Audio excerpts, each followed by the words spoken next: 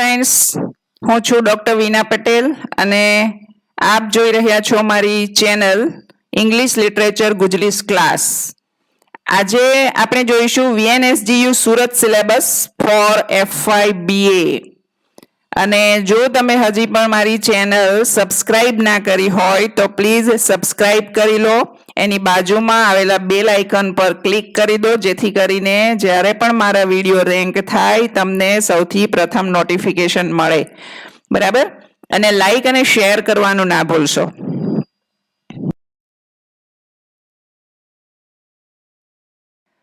Friends, તમે 12th સ્ટાન્ડર્ડની exam આપી ચૂક્યા હશો, તમે પાસ કરી દીધું હશે અને હવે તમે FY BA માં એડમિશન લેવાના છો. બરાબર?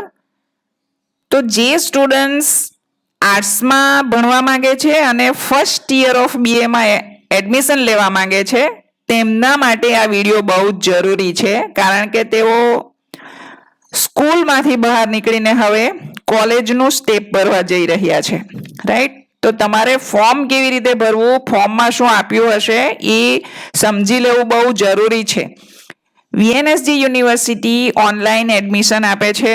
તમને ઓફલાઈન ફોર્મ પણ જોવા મળશે. તમારે કોલેજીસમાં જવાનું પણ થશે. તમને પ્રોફેસર્સ લોકો પણ મળશે. તે લોકો તમને સમજાવશે પણ ખરા. પણ આ વિડીયોમાં તમે ઓલરેડી સમજી લો તો વધારે સમજૂતી તમને પ્રાપ્ત થશે. બરાબર? સમજી લો કે હવે તમે FY BA માં એડમિશન લેવા માંગો છો, તો તમને જાણ કરી દઉં કે FY BA એ એક ડિગ્રી પ્રોગ્રામ છે. રાઈટ? આર્ટ્સની ડિગ્રી તમને પ્રાપ્ત કરાવે છે, કે જેમાં તમે first year of BA, second year of BA અને third year of BA pass કરશો એટલે તમને આર્ટ્સની ડિગ્રી પ્રાપ્ત થશે. તો આપણે જોઈએ કે ફર્સ્ટ યર ઓફ BA માં આ ડિગ્રીનો જે પ્રોગ્રામ છે એ ટોટલ પીરિયડ એનો 2 સેમેસ્ટર્સ હોય છે. એટલે કે FY BA માં તમે પગ માંડો, બરાબર, ફર્સ્ટ સ્ટેપ તમે લો, એડમિશન લો, તો તેના ટોટલ 2 સેમેસ્ટર્સ આવે છે. એક હોય છે દિવાળી પહેલાનું અને બીજું હોય છે દિવાળી પછીનું. વચ્ચે વેકેશન રહે છે. રાઈટ? આ રીતે એક વર્ષમાં તમે FY BA પાસ કરી શકો છો. તો ફોર્મ ભરવાની વાત જ્યારે આવે છે ત્યારે આટલી બાબતો ખાસ તમારે જાણી લેવાની છે. જો ઉપર ટાઇટલ આપ્યા છે તમને, ઇન્ડેક્સ નંબર, કોર્સ અને કોર્સ ટાઈપ. બરાબર? ઇન્ડેક્સ નંબર મીન્સ કે અનુક્રમ નંબર. તમને ફોર્મમાં સિરિયલ નંબર લખી આપેલું હશે. હવે કોર્સ, તો આર્ટ્સનો જે કોર્સ છે તેમાં ફર્સ્ટ નંબર જે છે તેમાં હવે તમે જુઓ કે તમારે એક ફર્સ્ટ જે છે એ કોર્સ આ 3 માંથી એક સિલેક્ટ કરવાનો છે. Any one of the following એમ લખ્યું છે ને, તો તમને 3 સબ્જેક્ટ આપ્યા છે, એમાંથી કોઈ પણ એક જ તમારે સિલેક્ટ કરવાનો છે. તો આપણને આ જે 3 સબ્જેક્ટ છે તે કોલેજ જાતે આપશે.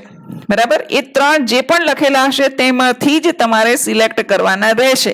એવું નથી કે મને આ પહેલા નંબરનું જે છે તે મને જે જોઈએ છે તે જ જોઈએ છે, એવું નથી. બલકે અહીં જે લખેલા છે તેમાંથી જ કમ્પલસરી તમારે સિલેક્ટ કરવાના છે.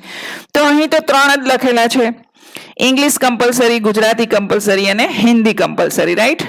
તો ઇંગ્લિશ કમ્પલસરી, ગુજરાતી કમ્પલસરી કે હિન્દી કમ્પલસરીમાંથી કોઈ પણ એક સબ્જેક્ટ તમારે કમ્પલસરી સબ્જેક્ટ તરીકે સિલેક્ટ કરવાનો છે. આમાંથી તમને જે ફાવે તે તમારે લેવાનો છે. અપવાદ સ્વરૂપે હું તમને કહી રાખું છું જરા ફોર યોર કાઇન્ડ ઇન્ફોર્મેશન, કે અગર તમે ઇંગ્લિશ સ્પેશિયલ લેવાના છો, બરાબર, સ્પેશિયલ સબ્જેક્ટ એ છેક 4થા અને 5મા નંબરે આવે છે. બરાબર?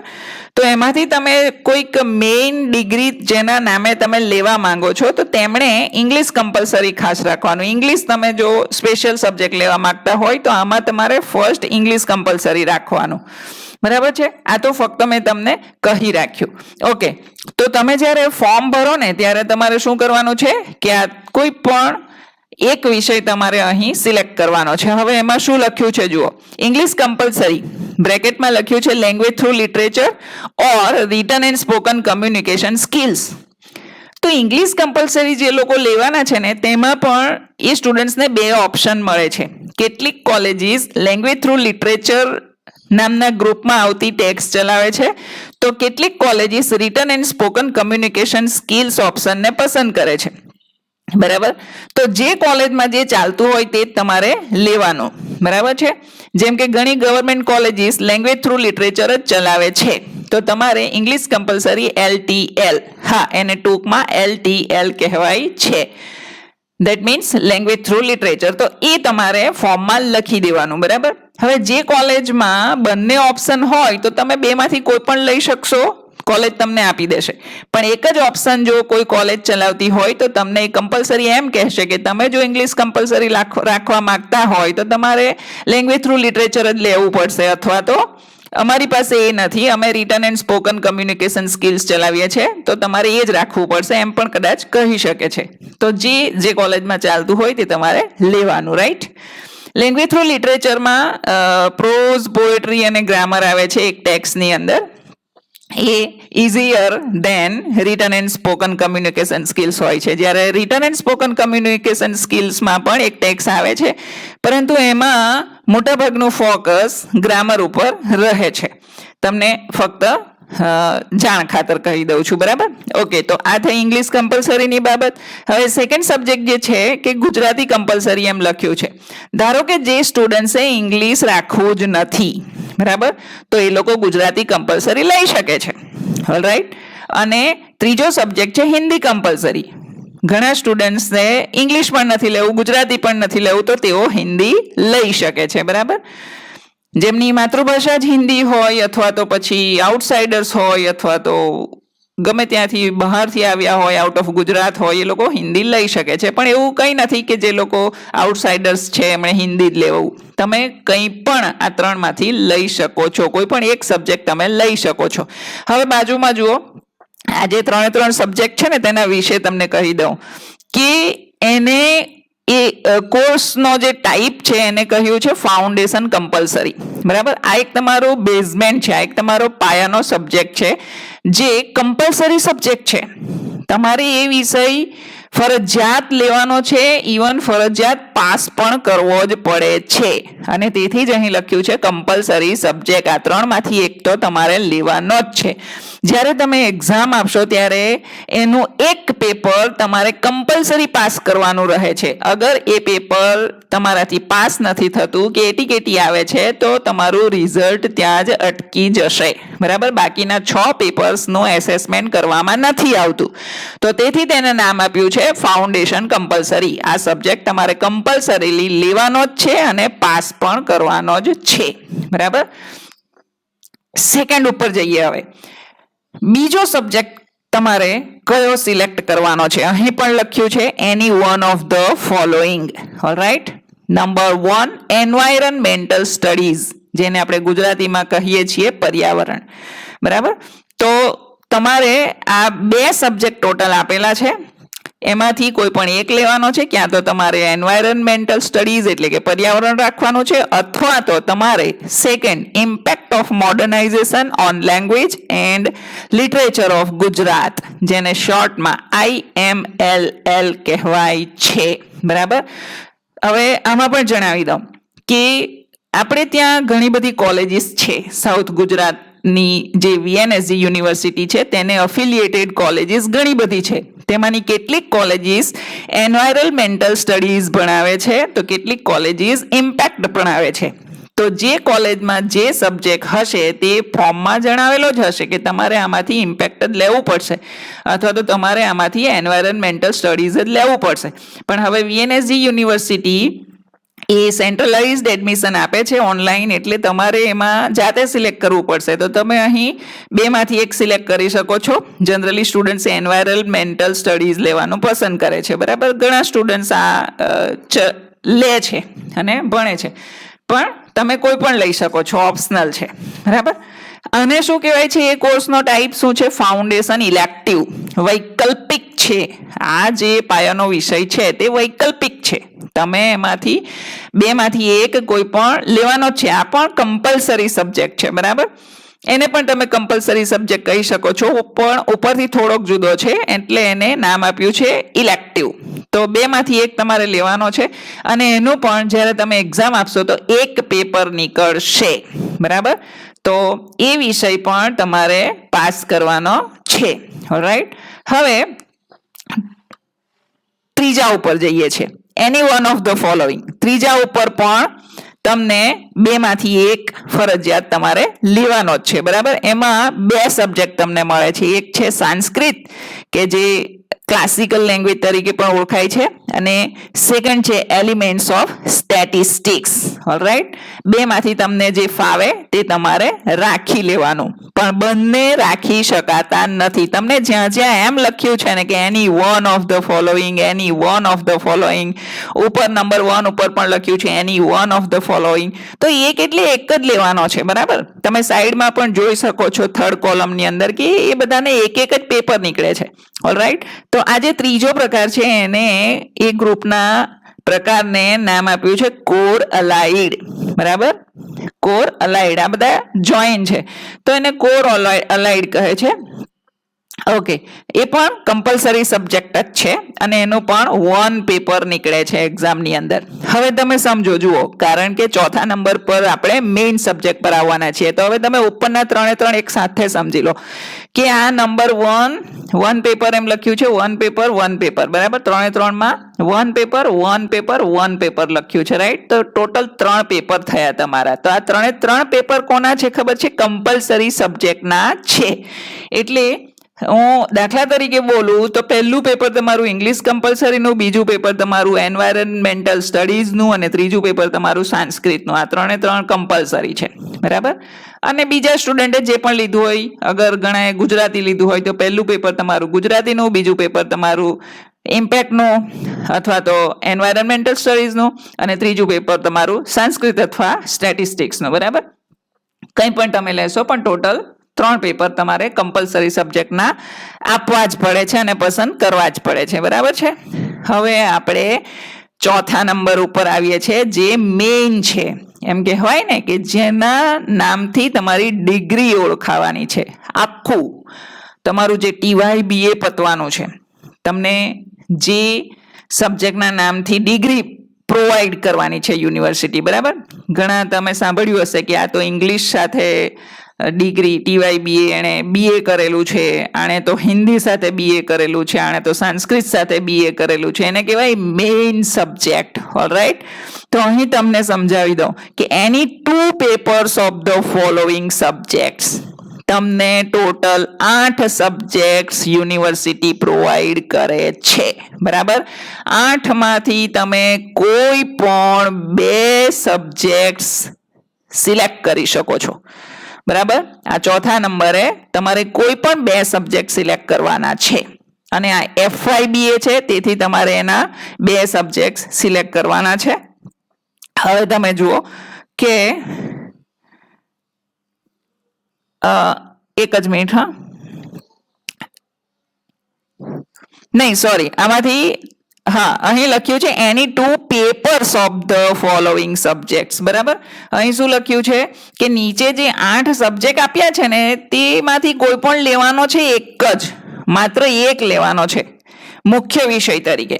ખાસ ધ્યાન આપજો, કારણ કે હું અગાઉ જે બોલી ગઈ છું 2 પેપર્સના બદલે 2 તમારે સબ્જેક્ટ સિલેક્ટ કરવાના, એવું હું ભૂલમાં બોલી ગઈ છું. Right. I am sorry for that. અહીં તમારે માત્ર એક જ સબ્જેક્ટ સિલેક્ટ કરવાનો છે કે જેનાથી તમારી મેઇન ડિગ્રી તમને મળવાની છે. તો આપણે જોઈ લઈએ કે કયા સબ્જેક્ટ આપેલા છે. નંબર 1 ગુજરાતી. એના ટોટલ પેપર 2 આવશે. પેપર 1 એન્ડ પેપર 2, એટલે કે ગુજરાતીના 2, ગુજરાતી પેપર 1, ગુજરાતી પેપર 2, આવું આવશે. બરાબર. સેકન્ડ સબ્જેક્ટ તમને મળે છે ઇંગ્લિશ. તમે મેઇન ઇંગ્લિશ પણ રાખી શકો છો. એના પણ ટોટલ 2 પેપર આવશે. થર્ડ સબ્જેક્ટ છે હિન્દી. તમે હિન્દી મેઇન પણ રાખી શકો છો. તમે ચોથા નંબરે સંસ્કૃત ને પણ મુખ્ય વિષય તરીકે રાખી શકો છો. મેઇન એટલે મુખ્ય, પ્રિન્સિપાલ સબ્જેક્ટ એટલે પણ મુખ્ય. બરાબર છે. તો મેઇન અને પ્રિન્સિપાલ સરખું જ, જેને તમે ગુજરાતીમાં મુખ્ય વિષય કહો છો. બરાબર છે. 5મા નંબરે તમને હિસ્ટ્રી પણ મળે છે. 6ઠ્ઠા નંબરે તમને ઇકોનોમિક્સ પણ મળે છે. 7મા નંબરે તમને સોશિયોલોજી પણ એઝ અ મેઇન સબ્જેક્ટ પ્રાપ્ત થઈ શકે છે. અને 8મા નંબરે પોલિટિકલ સાયન્સ પણ તમને મળી શકે છે. તો એનો પણ 2 પેપર નીકળે છે. હવે અહીં પોલિટિકલ સાયન્સમાં રેડ કલર મેં શા માટે કર્યો છે તે તમને સમજાવી દઉં. આ એક સબ્જેક્ટ એવો છે કે જે બધી જ કોલેજીસ ચલાવતી નથી. મીન્સ કે કોલેજમાં જે રિક્રુટમેન્ટ થયેલું હોય છે એ વર્કલોડ પર આધારિત હોય છે. એના કોઈ સ્પેશિયલ પ્રોફેસર હોતા નથી, પણ જેમણે પોલિટિકલ સાયન્સ ઉપર માસ્ટર ડિગ્રી, એમફિલ ડિગ્રી કે પીએચડી કે નેટ સ્લેટ પાસ કર્યું હોય એ લોકો પ્રોફેસર તરીકે આવતા હોય છે. તો એવી અમુક જ કોલેજીસ હોય છે કે જેમાં આ સબ્જેક્ટ ચાલે છે. બરાબર. તો તમારે પહેલા જાણી લેવાનું કોલેજ ઉપર, સ્થળ ઉપર જઈને કે શું અહીં પોલિટિકલ સાયન્સ ચાલે છે, અને તમે જો એમાં ઇન્ટરેસ્ટેડ હોવ તો તમે એ સબ્જેક્ટ પણ મુખ્ય વિષય તરીકે લઈ શકો છો. બરાબર છે. જેમ કે આપણા ઇન્ડિયાના ઘણા પોલિટિશિયન એવા છે કે જેમણે પોલિટિકલ સાયન્સ સાથે એમફિલ કર્યું હોય કે પીએચડી કર્યું હોય કે એવા પણ હોય છે. તો તમે એ જેમને પોલિટિક્સમાં ઇન્ટરેસ્ટ હોય તે લઈ શકે છે. બરાબર. તો બાકીના આર્ટ્સના સ્ટુડન્ટે ઉપરના કોઈ પણ સબ્જેક્ટમાંથી લઈ લેવાનો છે એક મેઇન વિષય તરીકે. એના ટોટલ તમને 2 પેપર મળશે. હવે થર્ડ કોલમમાં તમે જુઓ કોર કમ્પલસરી. કોર કમ્પલસરી નામ આપ્યું છે. આ 8 સબ્જેક્ટને કોર કમ્પલસરી કહેવાય છે, જેને મુખ્ય વિષય કહેવાય છે. બ્રેકેટમાં પણ લખ્યું છે પ્રિન્સિપલ અને મુખ્ય, મેઇન. બરાબર. તો ટોટલ 2 પેપર્સ ઓફ 1 સબ્જેક્ટ છે ને. અહીં તમને ક્લિયરિટી મળી જાય છે કે એક જ સબ્જેક્ટ લેવાનો છે અહીંથી, પણ એના 2 પેપર્સ નીકળશે ટોટલ. ગુજરાતી લીધું હોય તો ગુજરાતીના 2 પેપર તમારે એક્ઝામિનેશનમાં આપવા જવાનો છે અને પાસ પણ કરવાના છે. ઇંગ્લિશ લીધું હોય તો ઇંગ્લિશના પણ ટોટલ 2 પેપર નીકળશે. ઇંગ્લિશ પેપર 1 અને ઇંગ્લિશ પેપર 2 આવી રીતે નીકળશે અને તેને પાસ પણ કરવાના છે. બરાબર. હજી એક છેલ્લો સબ્જેક્ટ છે જે આપણે નેક્સ્ટ સ્લાઇડમાં જોઈએ.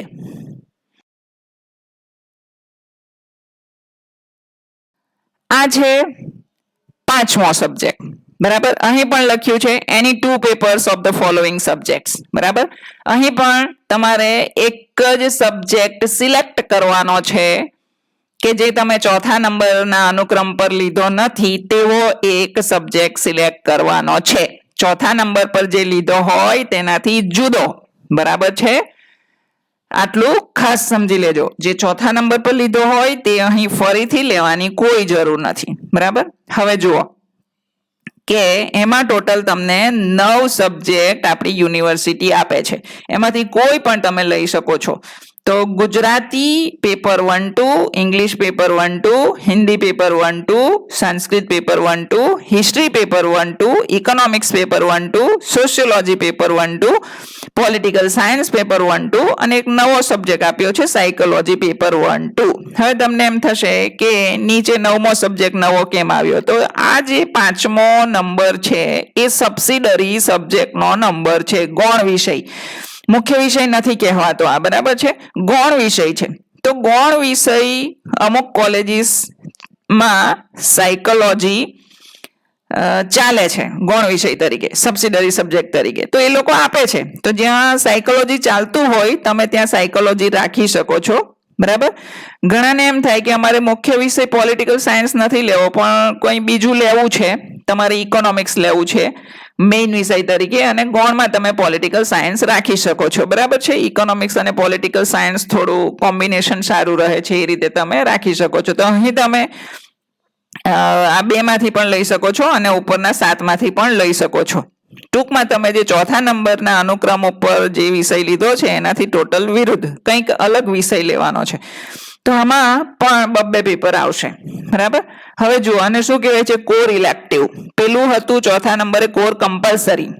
એ કોર એટલે ગર્ભ ભાગ, મુખ્ય વિષય, અને કમ્પલસરી તમારે લેવાનો જ છે. બરાબર. અને આ છે કોર ઇલેક્ટિવ, એક વૈકલ્પિક વિષય છે, સબસિડિયરી તરીકે ઓળખાય છે. ગૌણ વિષય જેને ગુજરાતીમાં કહેવાય છે. બરાબર. તો એના પણ કુલ 2 પેપર નીકળે છે. Total 2 papers of 1 subject. આમાંથી કોઈ પણ તમે એક લેશો ને એટલે એના પણ 2 પેપર તમારે પાસ કરવાના રહે છે. બરાબર. છેલ્લે પાછું કહી જાઉં કે જેણે 4થા ક્રમમાં English as a main subject પસંદ કર્યો હોય તો તેમણે અહીં 5મા નંબરે સબસિડિયરી તરીકે ગુજરાતી કે સંસ્કૃત કોઈ પણ તમે લઈ શકો છો, હિન્દી પણ લઈ શકો છો, તમને જે ફાવે તે તમે લઈ શકો છો. પણ તમે મેઇન ઇંગ્લિશ રાખ્યું હોય તો સબસિડરીમાં ફરીથી ઇંગ્લિશ રાખવાની તમારે કોઈ જરૂર નથી. બરાબર? ઓકે, તો આ હતી ફોર્મ ભરવાની ચર્ચા કે ઘણા સ્ટુડન્ટ્સને નથી સમજ પડતી. લાસ્ટમાં તમને કહી જાઉં, જુઓ હવે અહીં લખ્યું છે 2 પેપર. બરાબર? 5મા નંબરનું જે બોક્સ છે, ઇન્ડેક્સ નંબર 5માં જે સબ્જેક્ટ તમે લેવાના છો એના ટોટલ 2 પેપર છે. તો હું તમને છેલ્લે સમરાઇઝ કરી આપું કે આના 2 પેપર, તમે ચોથા ક્રમ પર જે સબ્જેક્ટ સિલેક્ટ કર્યો તેમાં પણ તમે 2 પેપર જોયા એટલે ટોટલ 4 થયા. અને એની ઉપર તમે ઇન્ડેક્સ નંબર 1, 2, 3માં જોયું અને મેં પણ તમને સમજાવ્યું કે ટોટલ 3 કમ્પલસરીના પેપર છે. બરાબર? તો એ 3 કમ્પલસરીના પેપર, ચોથા નંબર પર જે આવ્યું મેઇન સબ્જેક્ટના 2 પેપર એટલે 3 ને 2 5, 3 કમ્પલસરીના, 2 મુખ્ય વિષયના અને છેલ્લા 2 સબસિડિયરી વિષયના પેપર. એટલે એની સાથે ટોટલ 7 પેપર થાય છે. તો તમે FYBAમાં કુલ 7 પેપરની એક્ઝામ આપશો. એવી જ રીતે SYમાં પણ તમે કુલ 7 પેપરની એક્ઝામ આપશો, TYમાં પણ કુલ 7 પેપરની એક્ઝામ આપશો. 7 પેપર તો આવશે જ, પરંતુ એ કંઈક અલગ અલગ રીતે આવશે, વિષયો બદલાશે, એ બધું આપણે નેક્સ્ટ વિડીયોમાં જોઈશું. તો આ છે ફર્સ્ટ સેમેસ્ટરની વાત. FYBAના ફર્સ્ટ સેમેસ્ટરમાં તમે જ્યારે ફોર્મ ભરવા જશો તો સબ્જેક્ટની સમજ મેં તમને આપી દીધી છે, રાઈટ? એનું તમે ફોર્મ ભરી દેશો, પછી તમે આખું સેમેસ્ટર પણ પૂરું કરી દેશો તો તમારું આવશે સેમેસ્ટર 2. સેમેસ્ટર 2માં પણ આ જ વિષયો રહેશે, ફક્ત પેપર નંબર બદલાઈ જશે. જેમ કે તમે ચોથા ક્રમમાં જે મેઇન સબ્જેક્ટ રાખેલો છે તે પેપર 1, 2 એવો નંબર આવેલો છે. તો તમે જ્યારે બીજા સેમેસ્ટરમાં જશો ને તો પછી 2 પછી શું આવે? 3 અને 4. આ રીતે નંબર બદલાઈ જશે. બરાબર? તો સેકન્ડ સેમેસ્ટરની વાત સેકન્ડ સેમેસ્ટરના વિડીયોમાં જોઈશું. આ હતી બાબત માત્ર first year BA and first semester. તો કુલ 7 પેપર તમારે આ રીતે સિલેક્ટ કરવાના છે અને પાસ પણ કરવાના છે. બરાબર? કોઈ પણ કન્ફ્યુઝન હોય તો મને કોમેન્ટ બોક્સમાં તમે લખી આપજો, હું વાંચીને તમને સોલ્યુશન આપીશ.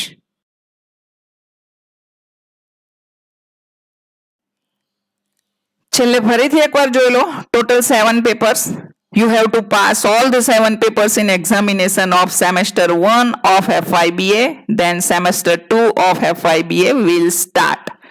Semester 1 કે જે FYBA નું રહેશે તેમાં કુલ 7 પેપર તમારે પાસ કરવાના જ છે અને ત્યાર પછી જ તમારું સેમેસ્ટર 2 કે જે FYBA નું જ હશે તે સ્ટાર્ટ થશે. બરાબર છે? ઓકે, તો પ્લીઝ મારી ચેનલ અત્યારથી જ સબસ્ક્રાઇબ કરી લો, કારણ કે આગળ હજી FYBA સેમેસ્ટર 2નો વિડીયો પણ આવે છે, SYBA સેમેસ્ટર 3નો વિડીયો પણ આવે છે, SYBA સેમેસ્ટર 4નો પણ વિડીયો આવે છે, TYBA સેમેસ્ટર 5 એન્ડ 6નો પણ વિડીયો આવી રહ્યું છે. તો આવા ટોટલ 6 સેમેસ્ટર તમે પાસ કરશો ત્યારે તમે BA ની ડિગ્રી મેળવી શકશો. બરાબર? Okay, thank you all of you.